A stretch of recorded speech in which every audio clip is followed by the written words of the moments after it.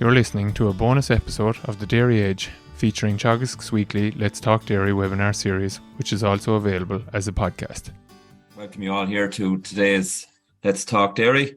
I'm just taking over for George Ramsbottom today, and George will be hopefully back with you next week. To kick off, we have Eamon Fagan with us. So Eamon, just maybe tell us all about yourself there, Eamon, in five minutes. Thank you, Patrick. Yeah. So I do have a map there of the farm just for context. So you fire off there and we can just, so people get a visual of where you are. Yeah, we're in County Westmeath. If you left of the dark colour is Loughree, the Shannon. So I suppose there's about 2 kilometres of shoreline along there, adjoining the farm. So to the right hand side of us then, Patrick, there's a golf course. We're to the right of, all along that line, just that, right of that arrow. Yeah, that's all golf course. So we're kind of snookered where we are. But anyway, we have 63 hectares there. This platform here, where we can see the roadways in. Yeah. That area along by the lake is all SAC. All along here, yeah. And we have a big problem with swans coming into all that area along by the lake. They will graze about 30 acres of ground on us every year, and that's our driest ground. So at the moment, I looked at that this morning, there's a cover of about between 300 and 400 on it. It's actually a bit lower than when we closed. So there's up again 100 swans grazing there all winter. So at the moment, our grass cover is low. We're around 570. We've been out since early February. We had some heavy covers that we grazed off in the dry weather. Got them cleaned off. We were out day and night for a while to get them cleaned off. So as you can see, we're tight now. So we're out by day, in by night. And just rationing, as Joseph said, we have to ration what we have left. We normally start the second round around the 3rd or 4th of April. So I don't know this year, it may be pushed out a bit more, depends on growth. As regards slurry, we have the whole farm has been done with slurry. About half of it was done in the second half of January, and the other half was done there recently. We have a half bag of urea out at the moment, and so as soon as this wet spell passes, we'll be putting out another, I suppose, 3/4 of a bag or so. We'll just show up your wedge there, and we might even bring Joe back in and that there in a second, Eamon. Just also, how many cows are you running there on that block, Eamon? Last year we ran 190. The history we did run about 230 back 3 or 4 years ago, and which was pushing the whole thing too far because, as you see, the swans catch us in the winter, and in the summer, if we get a dry spell, if we get 3 weeks with no rain, we're beginning to suffer from drought. So last year we milked 190. Even at that now is putting us under a bit of pressure when we get the dry spells. So might even have to go back to 180 on the home block. Now we have a second block, which we set up a robot on. My son, Pádraig, kept after me to do this project, so I gave in. So we have a robot unit, which is about 5 minutes away. Just showed up there as well there, Eamon. Like, so it's just down here, just over here, isn't it? Yeah. Down this so we have to travel the road. So there's some owned land there. There's about 30 acres of owned land, and the rest of it is leased land, but it's a lease we've had for years and years, and it'll continue as long as we keep paying the rent. It's nice. It's nice the way you threw Pádraig under the bus for the robot there. So, so we might come back to that and how you manage that and decisions around that just at the end. I suppose we'll bait on through with the just a couple of the spring and things like that. Like, so you did just for people there, you have a high EBI herd, top 2 or 3% in your co-op, EBI 220, and young stock coming through. Just then from the grazing point of view, I suppose, and we might bring you back in on this there, Joe, as well. Like, so Eamon said, like, the average farm cover, you did this yesterday, Eamon, wasn't it? This morning. This morning. Oh my God, we had you out early. That's the trick, Joseph, to get people to do walks, put them on a webinar.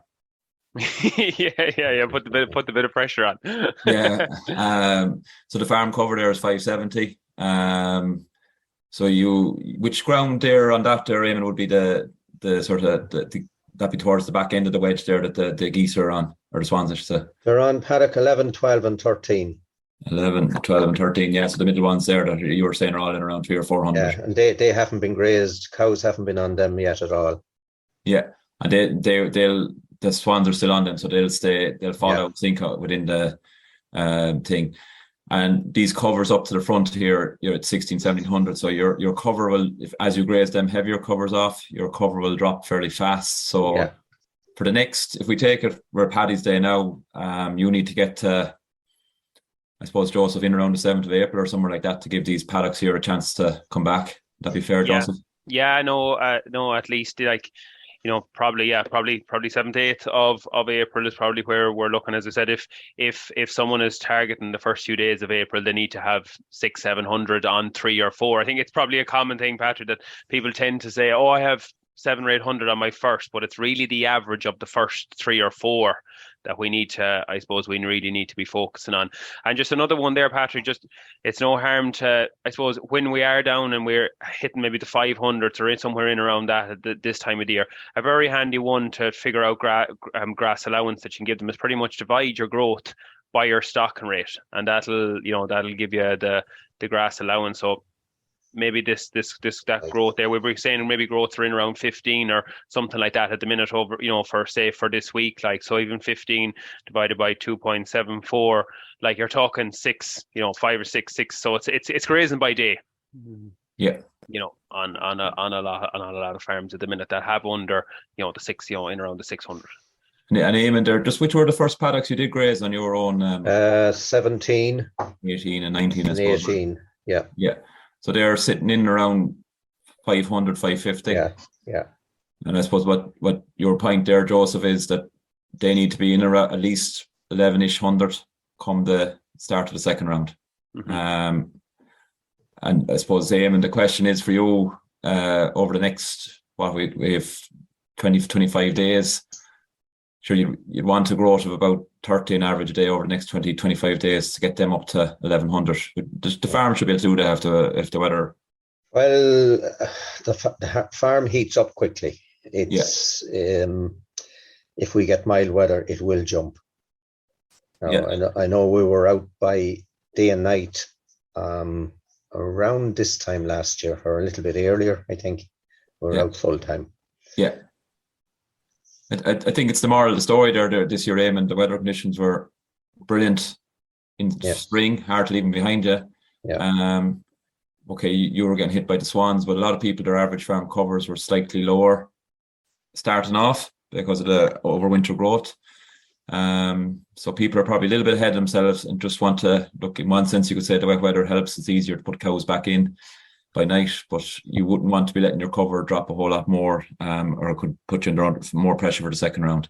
Yep. And when you said there on the fertilizer, Eamon, when the weather changes, you're hoping to go. What are you going to go with, or how many units? I suppose urea, somewhere between 3/4 of a bag and a bag. Yeah, so you're going 35 units or give or take to catch yourself back up. Yeah, now the whole place has got slurry, pretty watery slurry. So confident between both that, it'll drive it on. Very good. You'll be happy enough for that, Joseph, too. So he's basically got 3 applications of nitrogen by the middle of next week. Slurry, it's all got a half bag already, and he'll be going again once the weather allows. Yeah. And I suppose just for maybe people on the call, Patrick, that maybe have nitrogen out and maybe one application, maybe some fields that haven't got slurry, it might be no harm that the next compound, the next fertilizer choice to them, that maybe something like 18-6-12, something like that, to get that bit of P in, because we are, say next week we'll be into the 20th of March. It's no harm to have that P for what's coming in terms of maybe that little bit of heat, and to get P for early spring growth. Lovely. How are the cows milking there, Eamon, or any comments or just in spring in general? I suppose it's hard to judge. They're doing probably 22, 23 litres, that region. Protein has dropped seriously now. The last collection was 330. The one before that was 340. So it has been dropping. Since you went back more on silage. Yeah. Well, I suppose we had been feeding red clover bales, and they have run out in the last week. So we're back to pit silage now. Yeah. So they seem to be holding not bad on the red clover bales, and they were mad for them. Yeah. So we need to have more of those type of bales. And is that your first year with red clover silage? Yeah. Now the rest of it went into the pit, and I suppose we have one big pit that all goes in, and it's hard to keep it separate. So maybe I should be targeting. Now we plan to sow more. Some kale ground we're going to sow the red clover mix in that again. So we are increasing our levels of red clover on the silage ground. On the outblocks. Yeah. And when you say a red clover mix, it's going in with grass. Going in with grass, yeah. And do you remember roughly what rate of red clover is going into it? I think it was 6 kilos. So just open that drawer there, Park. I get the exact amount. Be God. That's a great drawer you have there beside you. Park is searching. That's okay. Just when we'll keep moving there with Park looking for that. Just and again, I suppose it's something new, and maybe later on that might be something. Well, we got 3 good crops. We had 10 acres of it down the road on an outblock, and we got 3 cuts of it. And on the third cut of the 10 acres, we got 80 bales. And when did you sow it, Eamon? It was sowed in August of 21. If I remember rightly, I told you it was too late for it to go crop. Oh, well, I don't believe everything you say. I'm sure you're probably as well on. So you got 3 crops off of that. And did you graze it at all, or you just took it for a cycle? We grazed it. Actually, it done very well when we sowed it. So we grazed it that autumn late. It wasn't grazed in the spring of 22. It was cut. The first cut was taken around the 20th of May, then the second cut in July, and the third cut in September. For the first cut, it got about 70 units of nitrogen. Second cut, just slurry, and the third cut, just slurry. So I think that's a very good response, and the cows milked well off it. I suppose, Joe, again, probably something that some farmers have to look at, but again, all the basics have to be in right before that, as in soil fertility and all that. Yeah. Just when there's a picture there up on your swans, they're looking well. Oh yeah, they're thriving. Yeah, sure. That's part of the whole thing. Yeah. You also have multi-species there. You're using multi-species as a way to incorporate clover onto your farm. We dabbled. I suppose what led me towards multi-species was, I suppose, that pond you see in the background. We're in a very, very sensitive area. Don't want to be getting hassled, so we in 20 odd years or going by 2020 we saw the first one. I think there's another slide there, Patrick. Yeah, that one on the left, that was sowed with multi-species 2020, and all that's left in it now is the clover.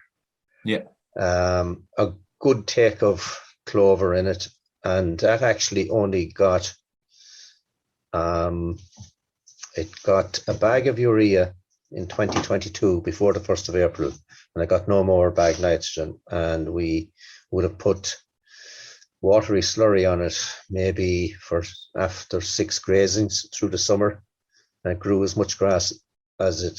And in fact, I suppose what I'm finding, that ground that we're looking at is very light and sandy, and is first to burn up. But last summer, it didn't burn near as much as in previous years since we put in the multi-species stuff. Now, the one on the left you're looking at is the same as the one on the right, same paddock. The one on the right was sowed in autumn it was in spring 2021. And the plantain has remained in that good take of clover, probably lacking in ryegrass. Yeah. Is a bit open. Yeah. Swans love it. But look at again, we have 3 paddocks along by the lake there with multi-species in, and the 3 of them got the same treatment last year, only bagged nitrogen up to the 1st of April and no more after that, and worked off watery slurry. We have a lagoon, so the slurry is pretty watery, and we spread that on those 3 paddocks, and they performed well. So I don't know. Ask me would I sow more multi-species.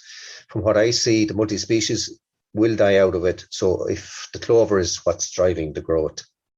Very good. Because I suppose it's as you say, if you're ending up with fields with good levels of clover, which is the key outcome. So it's part of our seeding program, and you're obviously measuring the grass, and you're getting the response to it. So very good. So just you also mentioned there, Eamon, that you're running a second unit with the robotic. So I suppose maybe go through the thinking there, or well, it was back. I suppose I was chasing cow numbers, and we were increasing cow numbers here at home, and the place just wasn't fit for it. And sure, we could see that financials were dropping. So it was a matter of cutting back numbers. We had this block of land up the road, really good land, probably better land than what we have at home, better soil on it. So between Pádraig and myself, we eventually agreed to put up a robot unit. So there's 1 robot on it, a neat little unit, 30 cubicles. And we milked 50 cows there last summer. We'll probably run somewhere between 50 and 60 again this year. So it started with nearly all heifers, which I think Pádraig found were a lot easier to train. We did bring up some cows early on, and they were taking too much time to train, especially in a busy time. So we kind of left it to mid-February, brought up a bunch of heifers. They trained quickly. So those same animals are going back up again this year as they calve.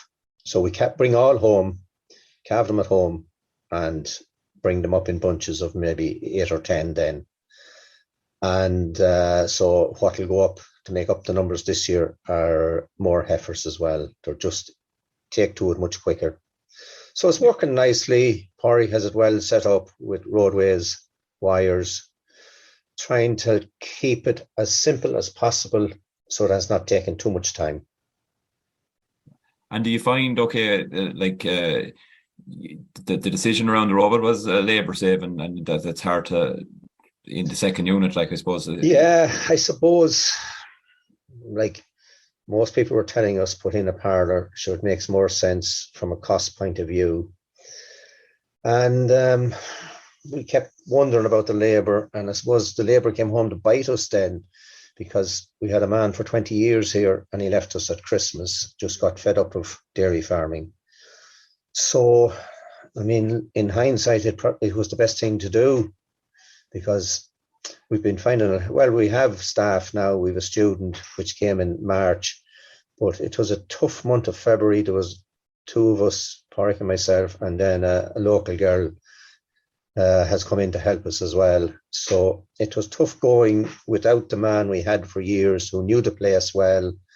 We could depend on him. So, I mean, and we had tried a lot of areas for staff, but I don't know, they're not out there. So looking back, the robot, I know some people say it's crazy stuff, but looking back, it was a godsend we went that route, because if we had been trying to milk in a milking parlour up there this year, it would have put us under awful pressure. And just with the management then, now that you're more sitting into it with Pádraig and yourself, so the grazing management and that, you're doing a similar thing, or is it, what way do you work it? Well, I Or suppose the complication of the second unit now rather than the robot, like, or is yeah, I suppose it takes up more time. Like Porrick generally milks here in the morning. He's finished by 8:45 or that. Heads up to I do the calves. He heads up to the robot, moves wires. I mean, the critical thing with the second unit up there is that it's well set up. That it's only a matter of going up, moving wires, checking cows, doing a bit of washing and cleaning. He actually has put in a robotic scraper up there as well, which has been a big help to time-wise as well. So, he was spending a good bit of time cleaning up there. That's now gone. So, particularly in the springtime for the first 3 months, you kind of want that second unit as well set up as possible that he doesn't have to spend too much time up there. And naming a having all the cows at home and then taking a particular date and bringing up X amount of heifers then, or how's that working? Well, last year, that's what we done. We kind of brought them up in bunches of maybe 10 or 12. This year, we're bringing them up in bunches of 4 or 5, as the ones with the robot have collars on them for the Lily robot. So this year, as there's 4 or 5 there, once they're going into the milk tank, they then go up to the robot. Okay. So you calve all at home, and then as the robot cows as such are clear for the bulk tank, you move them up away and they're cleared out of your own yard. So they don't actually graze on your own platform. They move straight up above. So you're balancing your stocking rate. Yeah. Which is probably a little bit in a lot of places where they're running second units, they centralise calve as you're doing, but the cows tend to stay on farm till there's enough cows there to send the milker up with them on the parlour. So I suppose there may be a small bit of a benefit there that you can move the cows on as quick. To keep the pressure off your own, particularly when you have a lowish cover at home, like, well, it is a big help that way now to manage the thing at home. And I suppose, as I said earlier, this year those cows that are going up are trained to the robot, so it's only a matter of bringing them up and they're off working again. Now those cows, Porrick tells me, are yielding, what you say? 25 litres. They're doing about 25 litres at the moment. So the young lad's beating the old lad, is it? Yeah. We have the wrong person on the webinar. Well, I can put them on if you want them. So look, thanks very much. Just then going forward and into the summer and the spring, you doing anything different this year, Eamon, or is it just same as and lock down the system, or any other plans? Well, I suppose we need another tank. We have to put down. We're getting tight in slurry storage. On paper, we're okay, but the lagoon catches rainwater. We're catching rain. We have an open, with the holding yard, it's a big tank, slatted tank, open, catching rainwater as well. This winter, we found we were under pressure, so we're going to put in another tank this year, and it's just to be comfortable, not to be looking over your shoulder all the time and saying, oh God, how many days is it to the 16th of January? I think we just need to be in comfort zone, and it takes pressure off. I mean, there's no point in going out with slurry on the 16th of January or the 17th of January just because it says it's time to go. Slurry has become so valuable and now we realize it, that if you have extra storage, if the last 2 weeks of January are wet, we can hold it until February and, pick our times better. Very good. And I think the one of the lessons, and I know from talking to you before, is like that, and I think it's a message, probably Joe can come in on it there as well, that having the right stock and rate for your farm is important. You mentioned earlier that when you ran the cow numbers, you said the financial performance of the farm dropped off. So you think that sometimes a little bit less is a bit more, if you know what I mean. Like, yeah, well, like when we pushed the stocking rate, we were into zero grazing. We were ringing a fellow on and off, and I mean, if you're doing zero grazing, you have to be a regular with the guy that's doing the contract work. Otherwise, he's coming into you at 10 o'clock at night, or, and it's another job. And look, I think, simplify the system. And that's where now, even if it means we have to drop back a bit more on the home farm, as I suppose we all see the summers are getting drier, we get hit in the summer. If it does mean dropping back a little bit more, so be it. We'll try and have as much good quality bales, and I won't go back to zero grazing. When we need extra feed, we'll use bales. Far handier, put them in during the day.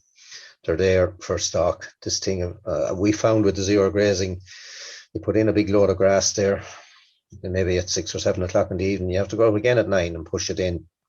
They go through that stuff so quickly. So look, the day is long enough without having to do that. Lovely.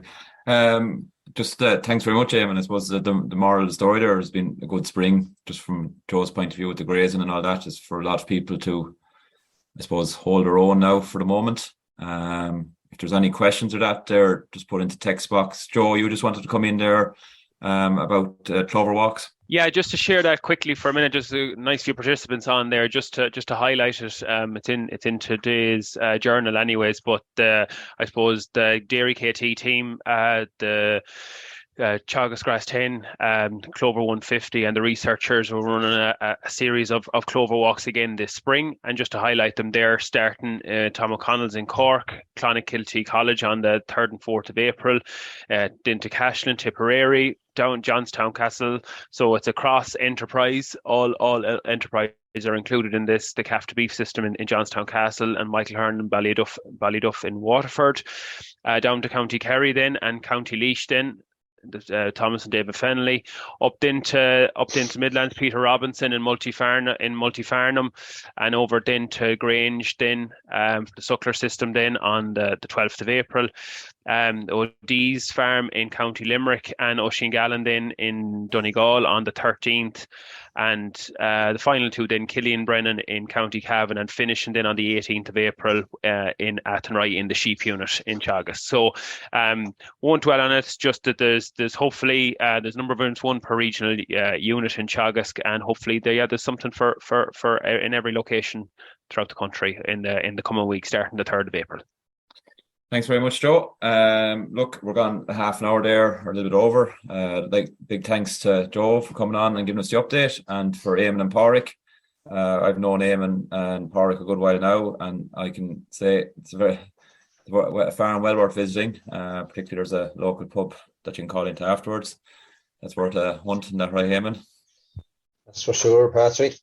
But in fairness, in my time dealing with you, you're always you're open to trying new things, and I think you can see that, and you're always very honest with the feedback, and what's good is good, and what doesn't work, you always tell the truth on it. So really appreciate that.